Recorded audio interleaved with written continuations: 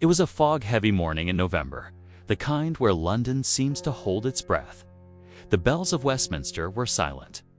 The River Thames moved slowly under a sky the color of lead. And in the palace, behind high walls and iron gates, a girl sat in a dark chamber, her crown already measured, her robes already sewn, waiting for a future that would never come. She was 17, a queen in name. But before she ever placed her hands on the scepter, before a crown brushed her brow, she disappeared. Not into exile, not into marriage. She disappeared from the pages of official history, as if the walls had swallowed her, or the throne itself had spat her out. This is not the story you were taught in school. This is the story of Lady Jane Grey, the 9-day queen. But more importantly, this is the story of what they didn't want you to know, because behind her rise was a bloody chess game of power and betrayal. Behind her fall was a conspiracy. So dark, the crown still refuses to speak of it. And behind her, vanishing, was a silence no one could explain. It begins not in a palace, but in a prison. The Tower of London was colder than usual that January. Stone walls wept with moisture. Rats scurried under straw. And in a small cell above Traitor's Gate, Lady Jane Grey clutched a Bible to her chest and whispered prayers. She barely understood. She had been locked there for weeks. A queen once, now reduced to a prisoner of the state. She didn't weep, she didn't scream. According to the Tower Guard, she looked like a ghost in her own skin, and yet her eyes burned. But how did she get here? What machine of ambition had ground her into this fate? To understand that, we go back just 6 months. The summer of 1553 was suffocating. The sweating sickness had returned. The people of England, still weary from Henry VIII's bloody legacy, were praying for stability. But the king was dead. His son, Edward VI, was dying. And behind the scenes, a ruthless struggle had begun, a race for power before the boy king's heart gave out. Edward was just 15, pale, coughing blood, unable to walk. But he was Protestant and determined to keep England from falling back into Catholic hands. He feared his half-sister Mary, a devout Catholic, would undo everything his father had torn down, the Church of England. The Bible's in English, the power of the crown over Rome. So in secret, he changed the line of succession. He wrote it in shaky ink to Lady Jane and her heirs male. Lady Jane Grey, his cousin, quiet, bookish, raised on Greek philosophy and Calvinist sermons. The perfect puppet, some would say, but also the perfect sacrifice. She didn't know it yet. A K.N.A. had already been signed in blood. Her father-in-law, John Dudley, Duke of Northumberland, was the real hand behind the curtain, a brilliant manipulator, ruthless. He married Jane too. His son, Guildford Dudley, a boy of weak will and big eyes, just weeks before the king died. To Dudley, Jane was a pawn. To Edward, she was a safeguard. To the people, she was no one. But on July 6, 1553, when Edward VI took his final breath, everything changed. The plan moved quickly. Mary, rightful heir by Henry's will, was declared illegitimate. Jane, shocked and unwilling, was told she was queen, not asked. Told she is said to have collapsed when the crown was presented. Witnesses reported her voice trembling. "The crown is not my right. It perceives me not." But she was dragged forward anyway, crowned in the royal chapel, proclaimed across London. Guards posted at her door. A throne placed under her, one that felt more like a scaffold. 9 days, that's all she had. Because Mary Tudor, older, bolder, and with the people behind her, marched to claim what she believed was hers. She rallied supporters. Protestants and Catholics alike felt a twinge of unease about Jane's sudden rise. Within days, Mary had amassed thousands. Jane had a handful of nobles who were already whispering betrayal. By July 19th, the Privy Council switched sides. They declared Mary the rightful queen, and Jane was taken to the Tower, not as a monarch, but as a usurper. But here's what most accounts leave out. Jane was not just a political casualty.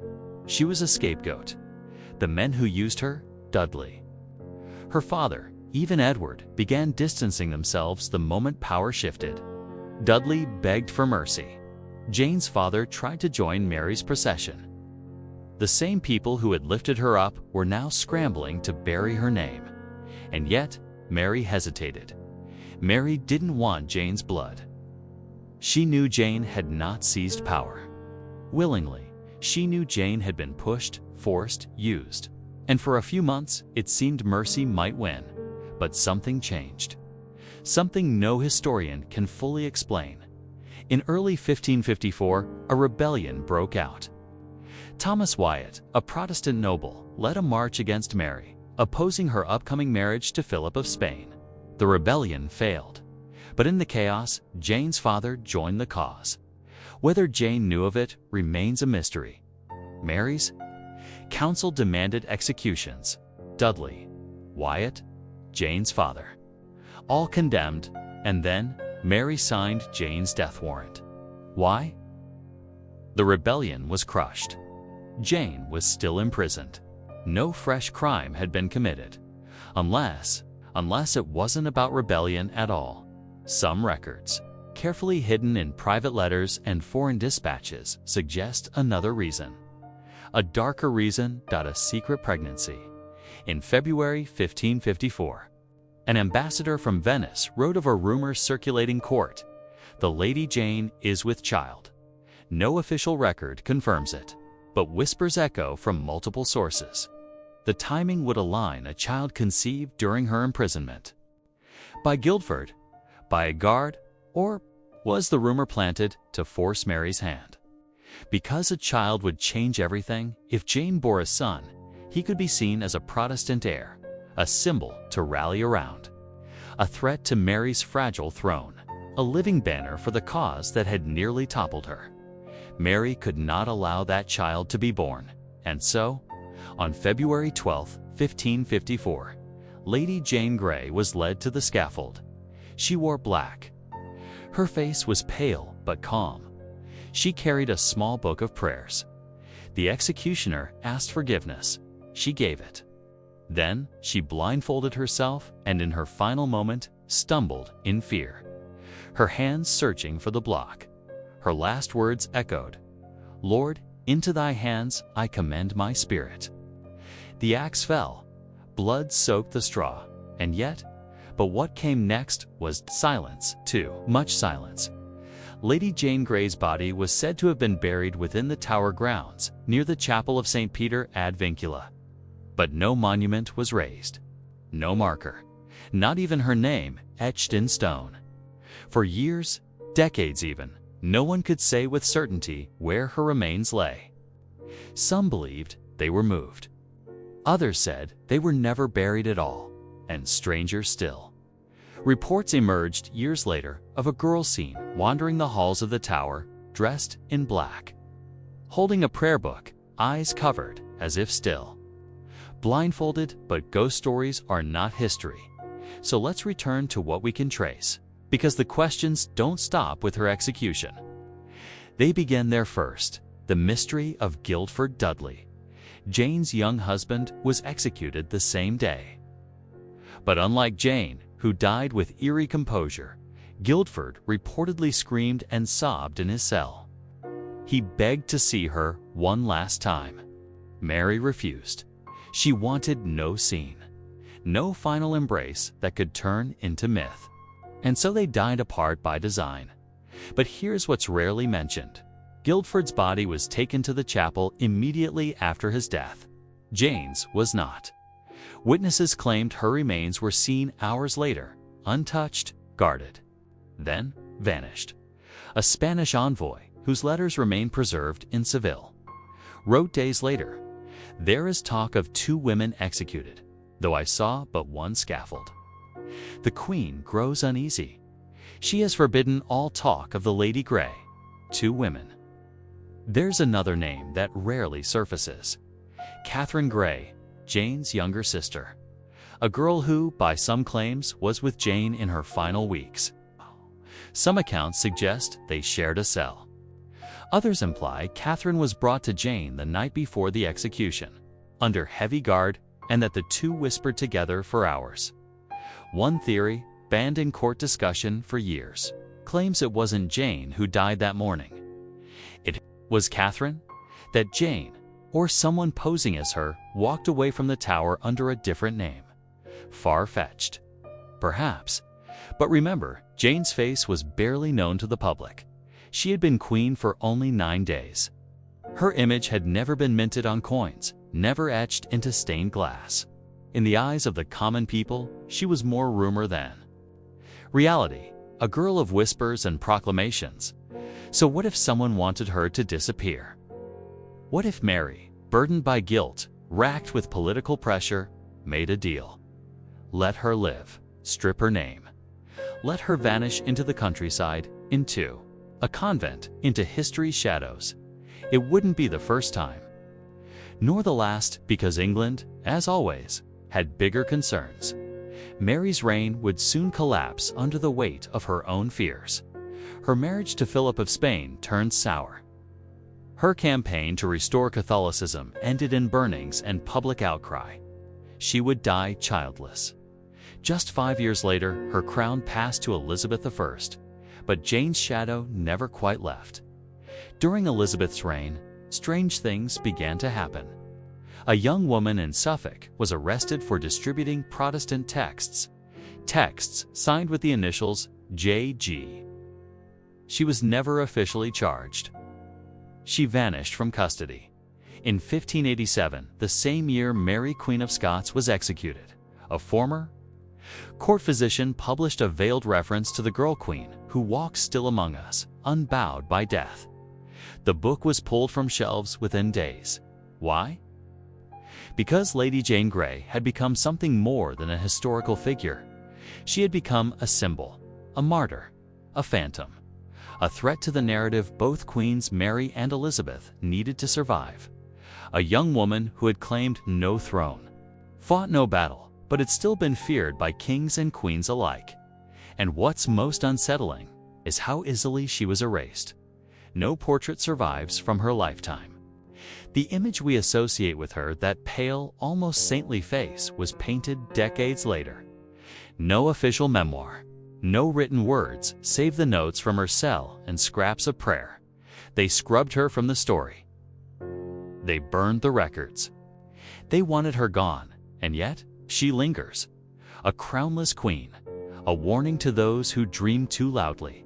And if she wasn't buried that day, if she did vanish, then somewhere, in some forgotten diary or crumbling parish register, there might still be a record, a name scratched out, a bride's signature under another identity, a child's baptism written in shaky Latin.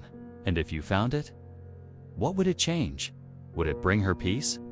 Or simply remind us that history isn't written by the victors, it's written by those who survive long enough to tell it. And Lady Jane Grey, whether she died on that cold scaffold or slipped into the mist, was a girl who never wanted to be queen. She wanted to read, to write, to pray. But history made her a symbol. And symbols are dangerous things, because they never really die. And what if one day she returns? But if she did return, not in flesh, but in story, what would we recognize first? Would it be the voice of a girl forced to choose between faith and obedience? Or the shadow of a woman erased so thoroughly, even her bones were denied a grave? Let's look closer. Because history, like a mirror cracked and warped, sometimes shows reflections we weren't meant to see. In 1594, 40 years after Jane's supposed execution, a curious letter surfaced in the archives of a German Protestant noble family. Written in Latin, the letter referred cryptically to the English maiden who once wore the shadow of a crown and now bears the veil of Christ. It was unsigned. The hand was feminine, the tone devout. The writer spoke of exile, a mistaken nation, and my prayers for the kingdom I once served in silence. It was dismissed at the time as allegorical nonsense. A nun, perhaps, imagining herself into history. But recent forensic analysis of 16th century ink and parchment is part of a 21st century academic study that received little public attention. Found that the paper stock and ink closely matched those used in the Tower of London's record-keeping office in the early 1550s. This, of course, proves nothing. But it raises a disturbing possibility. What if Jane Grey's silence was not death, but survival? Because there was precedent for such disappearances, consider the case of Edward Plantagenet, Earl of Warwick, held in the Tower for most of his life, executed only when his blood became politically inconvenient. Or Perkin Warbeck, who claimed to be a missing prince. In both cases, it was not death that sealed their fates, it was the threat of their continued existence. The idea that someone, somewhere, might believe in their right to rule. Lady Jane Grey, even in exile, would have remained a living rebuke to Mary's rule, a Protestant figurehead, a queen once, no matter how briefly. And in an era where monarchs lived in constant terror of pretenders, her mere existence would be a slow bleeding wound. So what if she was removed, not by axe, but by ink? Rewritten, relocated, forgotten? There is one more clue. It lies buried in the will of a minor English noblewoman, Lady Eleanor Daventry, who died in 1601. Her will makes a curious reference to the Pale Lady of the Eastern Marsh, whose wisdom guides me still. She bequeaths a ring, worn once by the child of fate, and speaks of a promise never to reveal her place, so long as the Tudor line endures.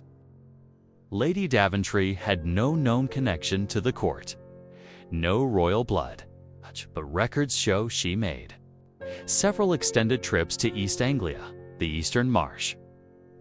Between 1565 and 1577, she purchased land there, built a small chapel, and paid generously to have it guarded and sealed after her death. That chapel was torn down in 1791. No bodies were ever officially exhumed. But imagine this, a former queen hidden in plain sight. A woman stripped of her name, her past, her crown, but alive. Protected by those who knew the truth and swore to carry it to their graves. It sounds like legend. It reads like fiction. But the deeper you look, the more plausible it becomes. Because history is not just the record of what happened. It's the record of what was allowed to be remembered. And for Lady Jane Grey, memory was the most dangerous weapon of all. Now, let's return one last time to that bitter February morning in 1554. Let's imagine the cold creeping up the stone stairs, the sky still dark, the tower quiet, too quiet, as if it already knew what was coming. Let's see Jane, or someone who bore her name, standing on the scaffold, trembling but composed, speaking her final words, kneeling before the block. And now, ask yourself, who would know truly? Who would dare to question? When the crowd was kept back, the guards handpicked, the witnesses silenced, would it not be the perfect place for a substitution? A sleight of hand beneath the shadow of justice. And if that switch was made, if Jane Grey was spirited away, buried not beneath stone, but in secrecy, what does that say about power, about history, about how easy it is to kill someone? On paper, perhaps that's the cruelest fate of all, not to die a queen, but to live as no one, to wake each day with the memory of a crown you never wanted, and the knowledge that the world, your world, has no room for your truth.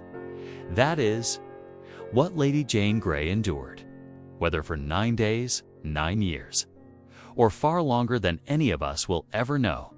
And so we ask again, did the Queen truly die that day, or was she buried, alive in silence? The story of Lady Jane Grey is not just the tale of a lost monarch. It's the story of every voice history tried to erase, Every girl made into a symbol. Every woman rewritten to suit a narrative that served someone else.